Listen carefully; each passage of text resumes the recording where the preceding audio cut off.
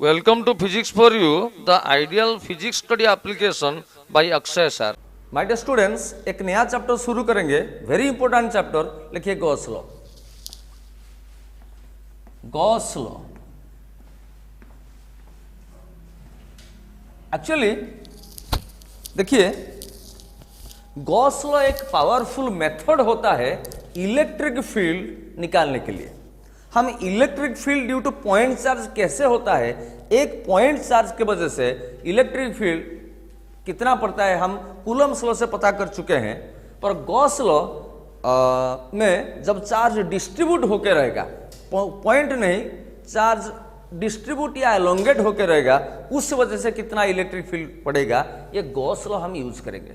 तो इससे पहले मैं आपको एरिया के बारे में कुछ आइडिया दूं। एरिया रादर एंगल के ऊपर मैं कुछ आइडिया दूं। Angle, NGL, angle. देखिए, एंगल दो प्रकार का होता है। Number one is plane angle, second one is solid angle. Angle कितना टाइप का होता है? दो टाइप का। लिखिए एंगल, हेडिंग कीजिए एंगल। एंगल लिखिए, angle is of two types. Angle is of two types. Number one is plane angle. Plane angle, इसको हम रिप्रेजेंट करेंगे थीटा में। नंबर टू इज, लिखिए सॉलिड एंगल। सॉलिड एंगल, उसका नीचे लिखिए सॉलिड एंगल, जिसको हम रिप्रेजेंट करेंगे ओमेगा में। ओमेगा ऐसे। तो पहले प्लेन एंगल के बारे में पढ़ते हैं। हेडिंग कीजिए प्लेन एंगल। हेडिंग कीजिए प्लेन एंगल। हेडिंग कीजिए my dear students plane angle. पहले उसका डेफिनेशन लिखेंगे। प्लेन एंगल लिखिए डेफिनेशन।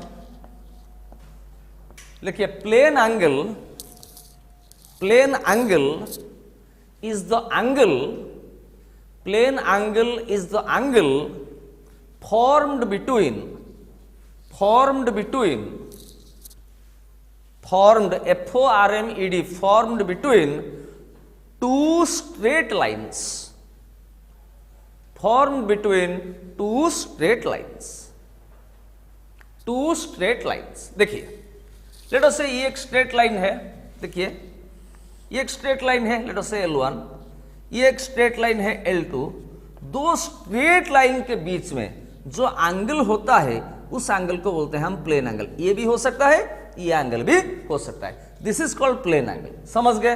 दो स्ट्रेट लाइन के बीच में, आप ऐसा एक स्ट्रेट लाइन है, ऐसा एक स्ट्रेट लाइन है, ये दोनों ने अभी इंटरसेक्ट नहीं किए हैं, तो कैसे हमको एंगल पता चलेगा? इस दोनों को हम एक्सटेंड करेंगे, तो this is the angle, plane angle. या जितना होगा ये भी उतना होगा और ये भी उतना होगा।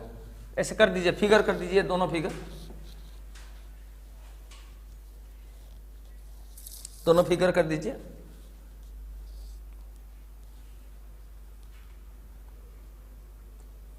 वेरी सिंपल बात है। अच्छा, ये प्लेन एंगल का ज्योमेट्री यही है। देखिए प्लेन एंगल में इसको ज्योमेट्री आपको याद रखना है। लेट अस से ये एक स्ट्रेट लाइन है L1, मानिए इधर दिखाइए, इधर एक स्ट्रेट लाइन है आपका L2। एक्चुअली ये है उन दोनों के बीच में एंगल, इसको बोलेंगे प्लेन एंगल, और इसका यूनिट होता है रेडियन। और डिग्री और रेडियन के बीच में रिलेशन यही है कि 180 डिग्री को हम पाई रेडियन बोलते हैं। Pi radian. 180 डिग्री को, 180 डिग्री को हम बोलेंगे पाई रेडियन। तो 90 डिग्री को क्या बोलेंगे? Pi by 2 radian. 360 डिग्री को क्या बोलेंगे? 180 डिग्री को पाई रेडियन बोलेंगे, तो 360 को 2 पाई रेडियन बोलेंगे। ये सब कुछ हमको याद रहना चाहिए। सो 60 डिग्री को क्या बोलेंगे? This is pi by 3 radian. 30 degree को बोलेंगे pi by 6। 45 degree 180 degree by 4, तो pi by 4। 120 degree is called 2 pi by 3। because pi means 180 degree, 180 degree by 3 60 degree, 60 into 2 is 120 degree. समझ गए? सो प्लेन एंगल का unit होता है, ऐसा unit होता है रेडियन, और हम डिग्री में भी यूज करते हैं, और डिग्री रेडियन के बीच में रिलेशन है 180 डिग्री पाई रेडियन। कौन ज्यादा है, डिग्री बड़ा है या रेडियन बड़ा है? आपको याद रहना चाहिए 1 radian is nearly equal to 57 degree. एक रेडियन होता है लगभग 60 डिग्री, 57 डिग्री यानी कि लगभग 60 डिग्री के पास। तो एक रेडियन मतलब 60 नंबर ऑफ डिग्रीज, तो रेडियन बड़ा होता है डिग्री से। अच्छा, प्लेन एंगल में ज्योमेट्री क्या कहता है? लेट अस से मैं एक आर्क ऐसे करता हूं, ये एक आर्क है। आर्क मतलब this is a part of a circle. यहां पर पूरा सर्कल करेंगे तो ये एक पार्ट है। ये आर्क का लेंथ यहां से यहां तक, इसका लेंथ है L। तो ये है क्या? रेडियस। ये भी है रेडियस। तो प्लेन, इसको मैं जूम करके दिखा रहा हूं, इस पोर्शन को मैं ऐसे बड़ा करके दिखा रहा हूं। देखिए, ये है theta, this is R, this is also R, and arc का लेंथ यहां से यहां तक लेंथ है L। समझ गए? तो प्लेन एंगल का ज्योमेट्री कहता है theta is equal to L by R. Theta is equal to L by R या L अपॉन आर। थीटा क्या है? Plane angle. L क्या है? आर्क का लेंथ। आर्क मतलब it is a part of a circle, ring, और R होता है रेडियस। देखिए, ये थीटा, ये जब आर्क पूरा सर्कल बन जाएगा, थीटा क्या हो जाएगा? थीटा हो जाएगा 360 डिग्री। 360 डिग्री मतलब 2 पाई। तो जब थीटा 2 पाई हो जाएगा, पूरा सर्कल हो जाएगा, थीटा 2 पाई हो जाएगा, तो एल कितना हो जाएगा? 2 pi into R, 2 pi R हो जाएगा। उस टाइम लेंथ हो जाएगा, ये पूरा लेंथ 2 पाई आर हो जाएगा। ऑलरेडी आपको पता है कि सर्कल का पेरीमीटर, यानी कि पेरीमीटर का लेंथ है 2 पाई आर। ये लिखिए, ये लिखिए, ये लिखिए, ये फिगर बनाइए, ये करिए, ये करिए।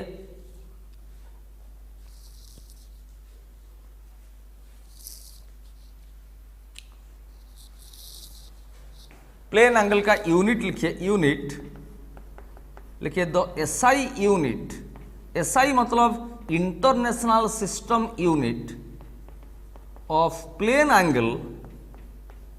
प्लेन एंगल, प्लेन एंगल क्या है? दो स्ट्रेट लाइन के बीच में जो एंगल होता है इसको बोलते हैं प्लेन एंगल। तो SI unit of plane angle is radian. Radian, RADIN, short में लिखेंगे RAD। रेडियन को RAD लिखेंगे। समझ गए? अभी ये फिगर करिए, ये फिगर करिए, ये लिखिए theta is equal to L by R, ये लिखिए, और ये सब कुछ लिखिए। 180 degree is equal to pi radian, तो अल्टीमेटली 90 डिग्री हो जाएगा पाई बाई 2 रेडियन। 360 डिग्री हो जाएगा 2 पाई रेडियन। रेडियन और डिग्री के बीच में रिलेशन आपको याद रखना है, 1 radian is equal to 57 degree. अच्छा, अभी माय डियर स्टूडेंट्स, सेकंड है सॉलिड एंगल। इसके, ये प्लेन एंगल के बारे में आपका स्कूल डेज से आपका नॉलेज था, और सॉलिड एंगल के बारे में मैं आपको, तो हेडिंग कीजिए solid angles. Number 2 is solid angle. Solid angle symbol दीजिए सिग्मा और ओमेगा, ऐसा कर दीजिए। सॉलिड एंगल अंडरलाइन कीजिए, लिखिए, if a number of lines, if a number of lines are converging at a point, are converging at a point to form a cone like structure, a cone like structure, cone like, CONE, cone like structure, comma, then the angle is called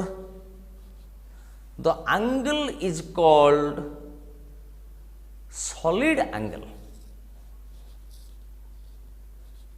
solid angle. समझ गए? उसका symbol क्या है? Omega. उसका symbol क्या है? Omega. देखिए मैं डेफिनेशन आपको दिया, if a number of lines are converging at a point, ये एक लाइन है, ये एक लाइन है, ये दो लाइन कन्वर्ज हो रहे हैं एक पॉइंट पे, ये एक लाइन है, ये एक लाइन है। देखिए there are many lines and those are converging at a point and to form a cone like structure. ऐसे कोन लाइक होता है, यानी कि ये इधर से आ रहा है, ये इधर से आ रहा है, इधर से आ रहा है, इधर से आ रहा है, ऐसे कोन लाइक स्ट्रक्चर हो गया। तो इस ये जो एंगल बनेगा, 3 डायमेंशनल एंगल बनेगा, इसको बोलेंगे हम ओमेगा या सॉलिड एंगल। समझ गए?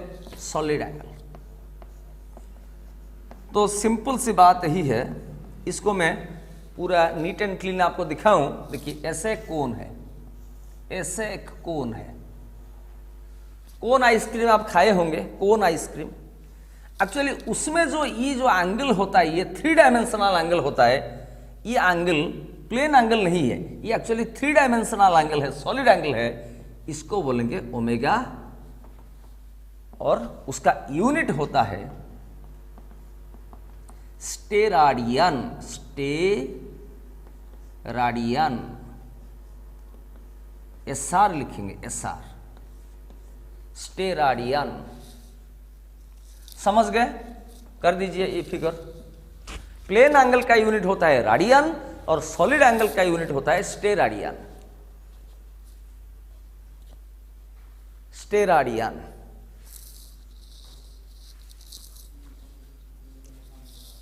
ये फिगर बना लीजिए। तो जो कोन के अंदर जो एंगल होता है, तो कोन कैसे बनता है? There are so many lines and those are converging at a point to form a cone like structure. ऐसे कोन बनता है। और ज्योमेट्रिकली आपको कोई पूछेगा भैया कोन कैसे डेवलप हुआ है, आप बोलेंगे ऐसे करेंगे, एक राइट एंगल ट्रायंगल पकड़ेंगे ऐसे, इसका ये है बेस, इस एक्सिस को फिक्स करेंगे, इसको फिक्स करेंगे और ये पॉइंट को हम ऐसे 3 डायमेंशनली रोटेट करेंगे, ऐसे ऐसे ऐसे रोटेट करेंगे तो ऐसे ऐसे बन जाएगा। देखिए आप इमेजिन करिए, यहां पर एक कोन बनेगा और ये होता है सॉलिड एंगल ओमेगा। समझ गए मेरे बात? अच्छा, सॉलिड एंगल का यूनिट प्लेन एंगल का जैसे राडियन है, सॉलिड एंगल का यूनिट क्या है? स्टेराडियन। क्या है? स्टेराडियन। अच्छा, उसका ज्योमेट्री बोल रहा है। देखिए ज्योमेट्रिकली लेट अस से ये एक सॉलिड एंगल है, कोन है, और ये है कोन का ऊपर वाला कैप। समझ गए मेरे बात?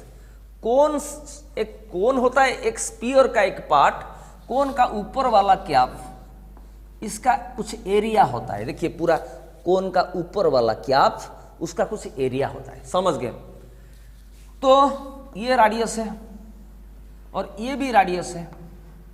तो इधर जो एंगल फॉर्मेशन होगा ओमेगा, ओमेगा एरिया आर के बीच में relation, omega is equal to A by R square.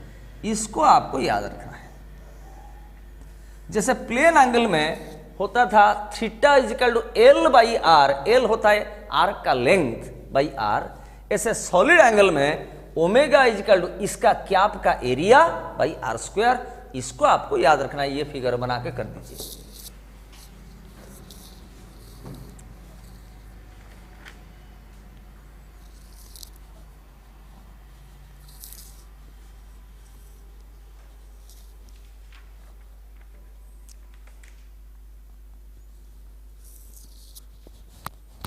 नीचे लिखिए हो यार, ए इज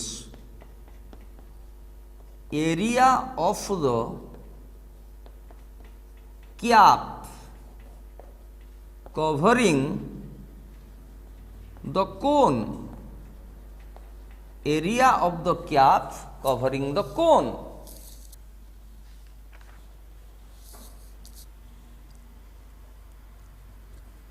समझ गए? अच्छा, जैसे मैं आपको बोला था प्लेन एंगल का मैक्सिमम वैल्यू कितना हो सकता है। देखिए ये होता है प्लेन एंगल, दो स्ट्रेट लाइन के बीच में ये L1 लाइन, ये L2 लाइन, ये जो प्लेन में एंगल, ये एक्चुअली प्लेन है, ये एक्स एक्सिस है, वाई एक्सिस, तो तो ये है X Y plane. X Y plane में जो एंगल हम करते हैं या वाई जेड प्लेन में या जेड एक्स प्लेन में, उसको बोलते हैं एक प्लेन के ऊपर होना चाहिए। यानी कि ये एक फिगर है पर ये एक स्ट्रक्चर है, ये एक फिगर है पर ये एक स्ट्रक्चर है, सॉलिड एंगल। तो प्लेन एंगल में जैसे ज्योमेट्री था ऐसा, ये आर का लेंथ एल है, ये है आर, ये है थीटा, ये है आर, तो theta is equal to L by R है। तो थीटा मैक्सिमम कितना हो सकता है? थीटा का वैल्यू मैक्सिमम हो सकता है 2 पाई। कितना हो सकता है? 2 पाई। पर सॉलिड एंगल में, सॉलिड एंगल ये 3 डायमेंशनल एंगल है और सॉलिड एंगल ये पूरा एंगल हो जाएगा, सिग्मा का मैक्सिमम वैल्यू होगा 4 पाई। इसको आपको याद रखना है। कोई आपको पूछेगा कि भैया सर्कल के अंदर कितना एंगल है, आप बोलेंगे 360 डिग्री या 2 पाई। और आपको कोई पूछेगा स्फीयर के अंदर कितना एंगल है, ये सब एंगल को आप ऐड करेंगे तो ये हो जाएगा 4 पाई। समझ गए?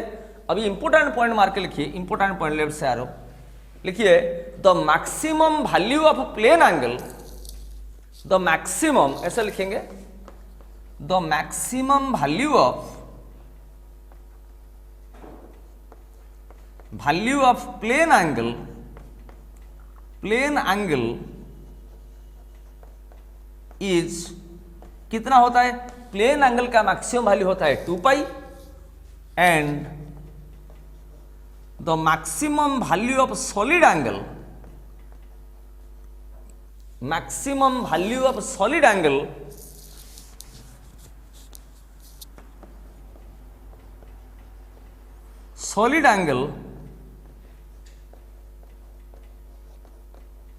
Is 4 pi. प्लेन एंगल में का मैक्सिमम वैल्यू होता है कितना? 2 पाई। किसमें होता है? सर्कल में। पर ये जो ये सॉलिड एंगल ये पार्ट ऑफ ए स्फीयर है, स्फीयर के केस में पूरा ये उसका वैल्यू होता है 4 पाई। समझ गए? अच्छा, जैसे प्लेन एंगल का ज्योमेट्री है theta is equal to L by R, ऐसे सॉलिड एंगल का ज्योमेट्री है सिग्मा इज इक्वल टू या omega is equal to A by R square. इसको आपको याद रखना है। अच्छा, अभी हेडिंग कीजिए रिलेशन बिटवीन, हेडिंग कीजिए रिलेशन बिटवीन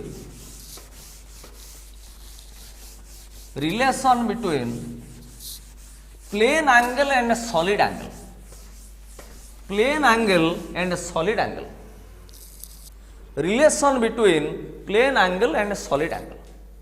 देखिए मैं ऐसे बता रहा हूं आपको, एक देखिए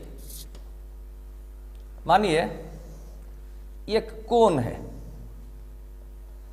कोन है जिससे कोन, तो कोन का ये देखिए एक सर्कुलर सेक्शन है, ये पूरा वर्टिकल लाइन है, जो वर्टिकल लाइन पूरा बीच में पास कर रहा है ये कोन को बाइसेक्ट कर रहा है। यानी कि यहां पर ये एंगल है थीटा, तो ये एंगल होता है भी थीटा। तो theta is known as semi vertical angle, जो कि डिग्री में है।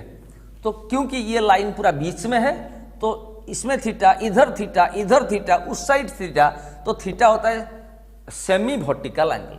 तो ये जब थीटा होगा, यहां पर जो सॉलिड एंगल बनेगा ओमेगा, इसका वैल्यू होता है, इसको आपको याद रखना है 2 pi into 1 minus cos theta. कितना होता है? दिस इज प्लेन एंगल नहीं, सेमी वर्टिकल एंगल, जो कि प्लेन एंगल है, ये होता है solid angle. Sigma is 2 pi into 1 minus cos theta. ये फिगर करके लिखिए।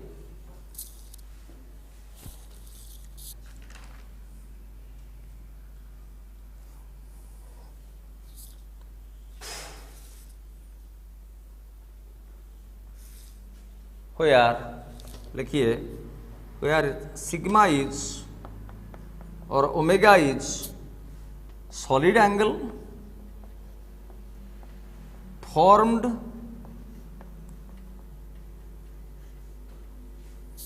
at the cone and theta is semi vertical angle। ये वर्टिकल, ये भी vertical, semi vertical half angle है, सेमी वर्टिकल एंगल। इसको आपको याद रखना है। समझ गए? ओके, लिख दीजिए। अच्छा, कोई आपको पूछेगा कि भैया मैं क्या आपको एग्जाम्पल दूं, कोई आपको पूछेगा ऐसे एक कोन है, देखिए ये एक स्ट्रेट लाइन है, अच्छा ये एक कोन है, देखिए मान लीजिए ये कोन है, तो there are so many lines which are converging at a point ऐसे। तो यहां पर मैं एक एंगल बाइसेक्टर करूं और ये जो एंगल और ये जो एंगल और इधर जो एंगल कि अंदर जो एंगल ये थीटा होगा, लेट अस से 30 डिग्री। ये 30 डिग्री बनेगा तो इधर जो सॉलिड एंगल फॉर्म होगा, ये पूरा जो सॉलिड एंगल फॉर्म होगा उसका वैल्यू कितना होगा, ओमेगा कितना होगा। देखिए ये 30 डिग्री होगा, 30 डिग्री मतलब π/6, इसको पाई में एक्सप्रेस करेंगे। 30 डिग्री मतलब 180 डिग्री बाई 6, 180 डिग्री को पाई रेडियन बोलते हैं। सो सॉलिड एंगल हो जाएगा ओमेगा इज इक्वल टू, बोलिए 2 pi into 1 minus cos theta. ये थीटा क्या है, this is semi vertical plane angle, तो ये हो जाएगा आपका 2 pi into 1 minus cos theta का जगह π/6 एंड कॉस π/6 से आपको पता है कॉस π/6 यानी कि कॉस 30 का वैल्यू है √3/2। तो this is the solid angle form at the cone. समझ गए मेरे बात, इसको कर दीजिए वीडियो को पॉज करके।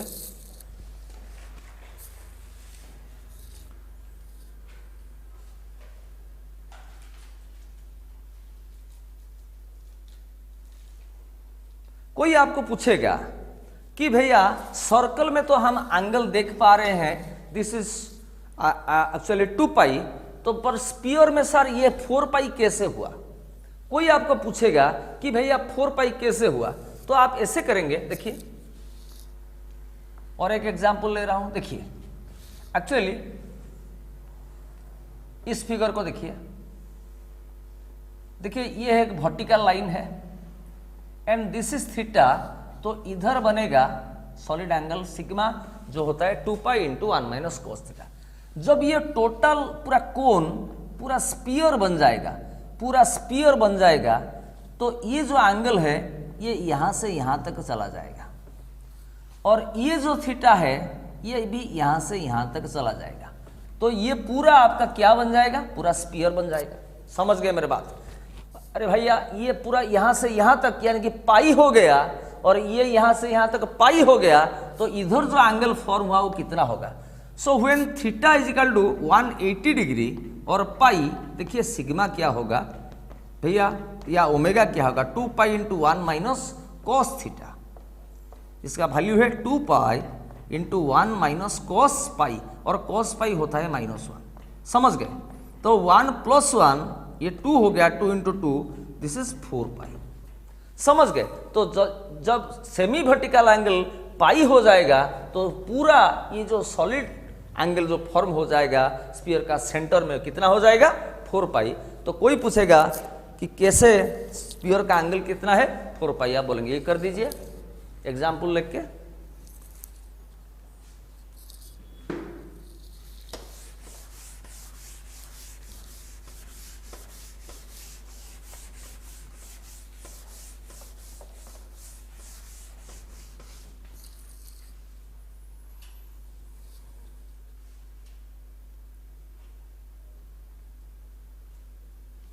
ठीक है माय डियर स्टूडेंट्स, एक टर्म जानते हैं, ये गॉस लॉ में बहुत ही इंपॉर्टेंट टर्म है, इसको बोलते हैं इलेक्ट्रिक फ्लक्स।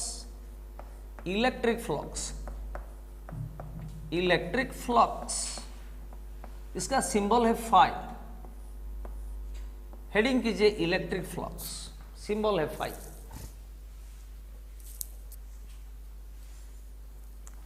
अंडरलाइन कीजिए, लिखिए theoretically, theoretically, theoretically electric flux through a surface, through a surface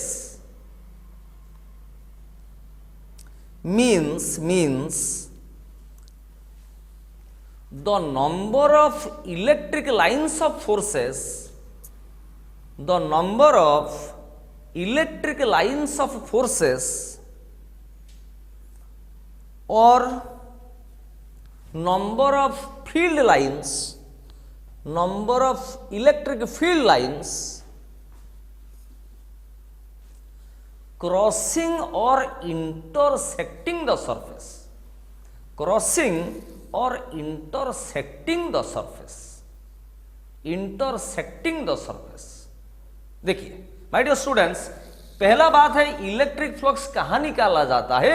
electric flux एक सरफेस में निकाला जाता है। देखिए ये एक सरफेस है, लेट अस से एक सर्कुलर सरफेस है, सर्कुलर सरफेस। तो इसमें इलेक्ट्रिक फ्लक्स का कितना होगा, इधर इलेक्ट्रिक फ्लक्स कितना होगा, थ्योरेटिकल डेफिनेशन बताता है इसके थ्रू कितना इलेक्ट्रिक लाइन्स ऑफ फोर्स। आपको पता है इलेक्ट्रिक लाइन्स ऑफ फोर्स एक कर्व होता है, इसको इलेक्ट्रिक फील्ड लाइंस भी बोलते हैं, जिसका एनी पॉइंट में टांजेंट ड्रॉ करेंगे तो उसी पॉइंट में इलेक्ट्रिक फील्ड का डायरेक्शन शो करेगा। समझ गए मेरे बात।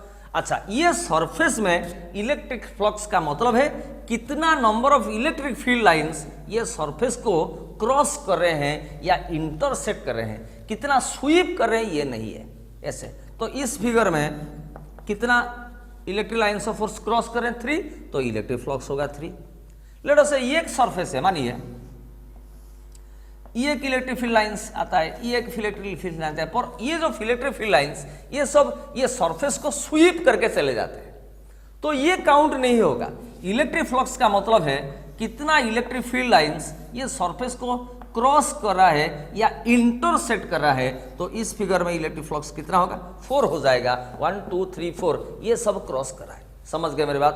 पर ये जो 2 इलेक्ट्रिक फील्ड लाइंस वो स्वीप कर रहा है, तो मैं इधर लिखता हूं, लिखिए मेरे साथ लिखिए, इलेक्ट्रिक फील्ड लाइंस और electric field lines of force crossing the surface, crossing the surface.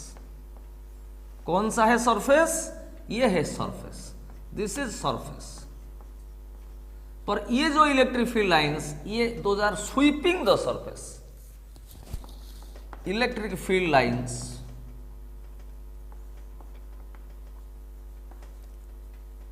Sweeping the surface, sweep कर रहा है, झाड़ू लगा रहा है, sweeping the surface.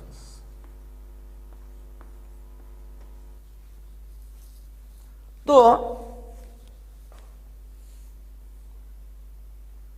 My dear students, electric flux कहां पर निकाला जाता है, एक सरफेस पर। कहां पर, एक देखिए यहां इधर देखिए, एक सरफेस पर, और हर सरफेस का एक एरिया होता है। अच्छा, ये सरफेस में इलेक्ट्रिक फ्लक्स का मतलब क्या है, कितना इलेक्ट्रिक लाइंस ऑफ फोर्स, कितना 4 ठो 5 ठो 10 ठो, कितना इलेक्ट्रिक लाइंस ऑफ फोर्स या इलेक्ट्रिक फील्ड लाइंस ये सरफेस को क्रॉस कर रहे हैं या इंटरसेक्ट कर रहे हैं, पर कितना स्वीप कर रहे हैं ये बात नहीं है। समझ गए। यदि 1 लाख इलेक्ट्रिक फील्ड लाइंस इसको क्रॉस कर रहे हैं तो इलेक्ट्रिक फ्लक्स ये सरफेस में होगा 1 लाख। यदि 20 number of electric lines of force या इलेक्ट्रिक फील्ड लाइंस स्वीप कर रहे हैं और 9 इलेक्ट्रिक फील्ड लाइंस इंटरसेक्ट कर रहे हैं, तो ये सरफेस में इलेक्ट्रिक फ्लक्स होगा 9, 20 नहीं। और मैथमेटिकल टर्म ही है, मैथमेटिकल डेफिनेशन क्या है मैं बता रहा हूं। उसके लिए देखिए, मैं जो आपको बताया, एरिया हमेशा एक वेक्टर क्वांटिटी होता है। कोई पूछेगा कि भैया एरिया एक कौन सा क्वांटिटी है, देखिए ये सरफेस का, ये यदि सर्कुलर होगा, ये रेडियस होगा, तो इसका एरिया हो जाएगा πr²। एरिया का डायरेक्शन होता है ऐसे, सरफेस के साथ, ये सरफेस है, सरफेस के साथ परपेंडिकुलर ऐसे। एरिया यानी कि एलिमेंटल एरिया एक वेक्टर क्वांटिटी होता है और उसका डायरेक्शन है सरफेस के साथ परपेंडिकुलर। कोई आपको पूछेगा ऐसे एक एलिमेंट है, इसका एरिया dA है, इसका एरिया का डायरेक्शन क्या होगा भैया, सरफेस के साथ परपेंडिकुलर ऐसे होगा। तो मैं इधर लिखता हूं सरफेस एरिया, रफ वर्क है, देखिए ऐसे मैं लिखता हूं elemental surface area is a vector quantity. इसको आप याद रखेंगे। कोई पूछेगा छोटा एरिया कौन सा क्वांटिटी है, आप बोलेंगे कि भैया वेक्टर क्वांटिटी और उसका डायरेक्शन कहाँ है, whose direction is perpendicular to the surface, perpendicular to the surface. समझ गए? अच्छा देखिए, ये इलेक्ट्रिक फ्लक्स का मैथमेटिकल डेफिनेशन क्या है।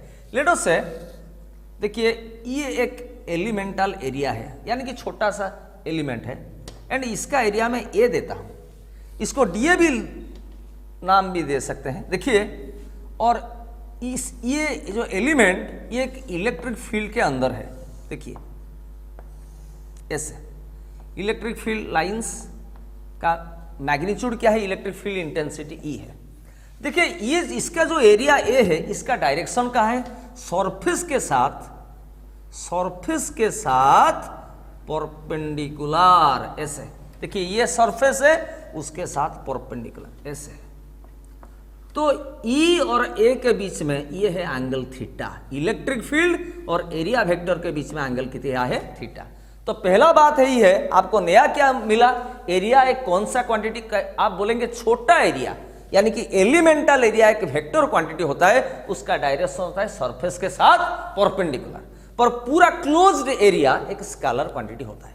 ठीक है, ये एलिमेंट का एरिया ए है, ये इलेक्ट्रिक फील्ड के अंदर है, और तो इस सरफेस में इलेक्ट्रिक फ्लक्स कितना होगा आपको याद रखना चाहिए mathematically, E vector dot A vector. Electric flux का मैथमेटिकल डेफिनेशन होगा, जैसे मैं आपको बताया, ये सरफेस में इलेक्ट्रिक फ्लक्स का थियोरेटिकल डेफिनेशन है, कितना number of electric field lines ये सरफेस को इंटरसेक्ट कर रहे हैं, इस फिगर में 2 कर रहे हैं, पर मैथमेटिकल वैल्यू उसका है electric flux means electric field vector dot area vector. और डॉट प्रोडक्ट का आंसर क्या है भैया, जैसे A vector dot B vector आपको पता है, ए वेक्टर का मैग्नीट्यूड इंटू बी वेक्टर का magnitude into cos theta, it implies phi is equal to E dot A मतलब ई वेक्टर का मैग्नीट्यूड इंटू ए वेक्टर का मैग्नीट्यूड इंटू कॉस थीटा। ये theta किस किस बीच में एंगल है, इलेक्ट्रिक फील्ड और एरिया के बीच में एंगल। लिखिए लिखिए लिखिए मैथमेटिकली लिखिए, नीचे लिखिए और एक पारा कीजिए। मैथमेटिकली, ये बहुत ही इंपॉर्टेंट है, mathematically electric flux, electric flux,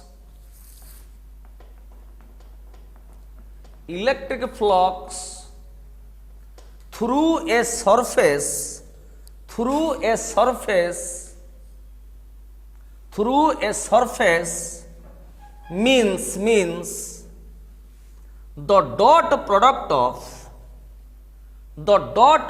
of electric field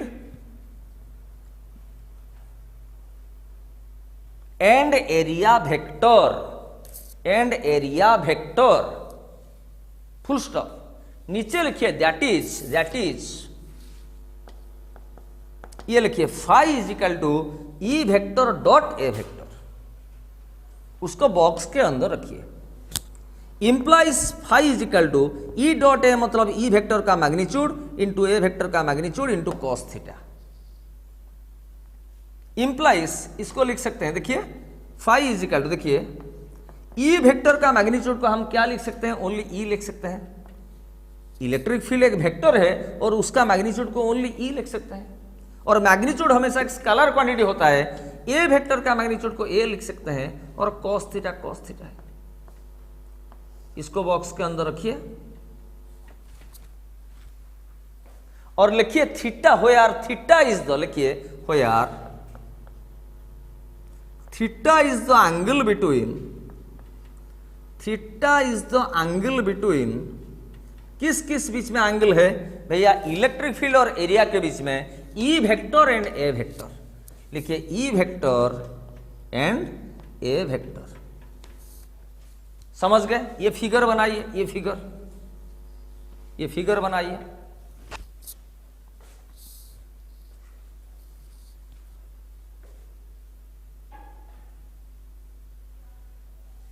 समझ गए? तो मैं इलेक्ट्रिक फ्लक्स का आपको 2 डेफिनेशन दिया। पहला डेफिनेशन यही है कि एक सरफेस में इलेक्ट्रिक फ्लक्स का मतलब है कितना number of electric field lines ये सरफेस को स्वीप नहीं कर रहे हैं, क्रॉस कर रहे हैं, यानी कि इंटरसेक्ट कर रहे हैं। और मैथमेटिकल डेफिनेशन है phi is equal to E vector dot A vector या ई ए कॉस थीटा। समझ गए? अच्छा देखिए और एक बार देखिए, हेडिंग कीजिए unit and dimension of, unit and dimension of electric flux, ये बहुत ही इंपॉर्टेंट है। इलेक्ट्रिक फ्लक्स सिंबल है फाई। इलेक्ट्रिक फ्लक्स का यूनिट डायमेंशन क्या होना चाहिए? देखिए वी नो दैट, पहले सुनिए, एक सरफेस में इलेक्ट्रिक फ्लक्स का वैल्यू क्या है? Phi is equal to E vector dot A vector. अभी मैं बताया electric field dot area vector को बोलते हैं इलेक्ट्रिक फ्लक्स। आगे जाके हम पढ़ेंगे magnetic field into dot area is known as magnetic flux. तो इलेक्ट्रिक फ्लक्स का यूनिट क्या होगा? Implies phi is equal to E dot A मतलब ई ए कॉस थीटा। समझ गए भैया? कॉस थीटा का यूनिट डायमेंशन कुछ नहीं है। कॉस थीटा का नंबर है 1/2 √3/2। तो यूनिट के हिसाब से और डायमेंशन के हिसाब से इलेक्ट्रिक फ्लक्स होगा ई ए। अभी देखिए इलेक्ट्रिक फील्ड का अच्छा यूनिट कैसे निकालेंगे?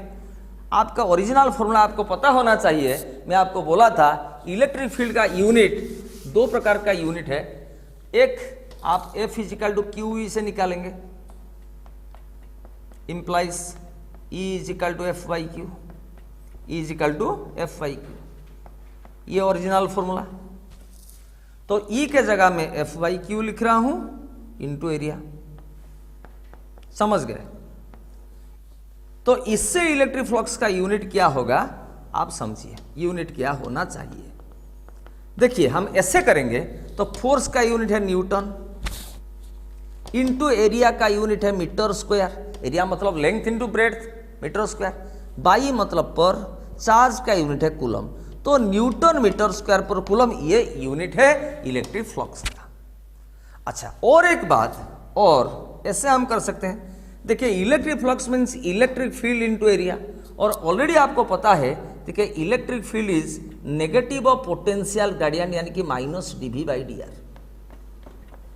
समझ गए?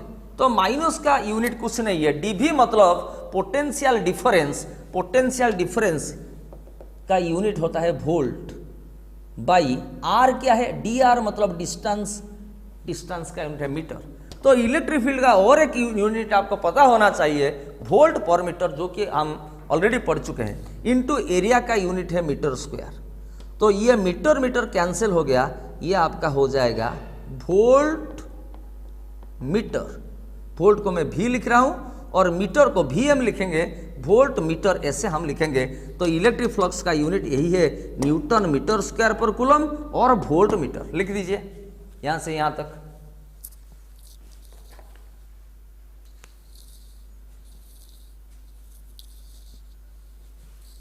वीडियो को पॉज करके लिख दीजिए।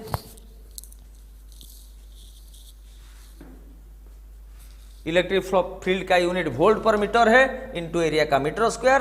तो मीटर मीटर कैंसिल हो गया, वोल्ट मीटर हो गया। तो इलेक्ट्रिक फ्लक्स का ये अच्छा सा यूनिट है वोल्ट मीटर। देखिए वोल्ट मीटर एक इंस्ट्रूमेंट भी है जो कि पोटेंशियल डिफरेंस मेजर करता है, और वोल्ट मीटर इलेक्ट्रिक फ्लक्स का यूनिट का नाम भी है। और वोल्ट मीटर जो है न्यूटन मीटर स्क्वायर पर कूलम वही है। तो इलेक्ट्रिक फ्लक्स का डायमेंशन क्या होगा भैया? डायमेंशन देखिए इलेक्ट्रिक फ्लक्स होता है, देखिए ई डॉट ए मतलब ई ए, ई के जगह एफ बाई क्यू बा एफ ए बाई क्यू में लिख दिया डायरेक्टली। देखिए एफ ए बाई क्यू, ए क्या है? एरिया है। तो यहां से डायमेंशन डायरेक्टली निकालेंगे। फोर्स का डायमेंशन है mL/2। देखिए फोर्स का इंटू ए है एरिया, एरिया का डायमेंशन है L स्क्वायर है। एरिया मतलब length into breadth, L into LL square. भाई चार्ज का डायमेंशन 80 है, पर ए क्या है? एम्पियर है। ये एरिया नहीं, एम्पियर करंट का डायमेंशन, और टी है टाइम। तो देखिए m L स्क्वायर L, ये क्या हो गया भैया? LQ। टी ऊपर चला जाएगा तो t -2 और -1 t -3 बन जाएगा। और ए ऊपर चला जाएगा तो ए -1 बन जाएगा। तो इलेक्ट्रिक फ्लक्स का डायमेंशन बन जाएगा mLQ T-3 A-1। कर दीजिए, कर दीजिए। सो माय डियर स्टूडेंट्स, इस वीडियो में हम गॉस लॉ चैप्टर शुरू किए और उस चैप्टर के लिए हम इलेक्ट्रिक फ्लक्स एक अच्छा सा कॉन्सेप्ट हमको याद रहना चाहिए। इलेक्ट्रिक फ्लक्स एक सरफेस में निकाला जाता है और ये सरफेस का कुछ एरिया होता है और एरिया के वेक्टर क्वांटिटी है, उसका डायरेक्शन है सरफेस के साथ परपेंडिकुलर। ऐसे इस एरिया का डायरेक्शन सरफेस के साथ परपेंडिकुलर। और इस सरफेस में इलेक्ट्रिक फ्लक्स का थ्योरेटिकल डेफिनेशन है कितना number of electric lines of force या फील्ड लाइंस ये सरफेस को इंटरसेक्ट कर रहे हैं, स्वीप कर रहे हैं, ये बात नहीं है। और मैथमेटिकल डेफिनेशन है electric flux is equal to dot product of electric field and area vector phi is equal to E dot A. तो इलेक्ट्रिक फ्लक्स का यूनिट है वोल्ट मीटर, इसको आपको याद रखना है, और न्यूटन मीटर स्क्वायर पर कूलम, और डायमेंशन कैसे में निकाला इसको भी आपको याद रखना है। वीडियो को शुरुआत से अंत तक देखने के लिए आपका धन्यवाद। Thank you very much.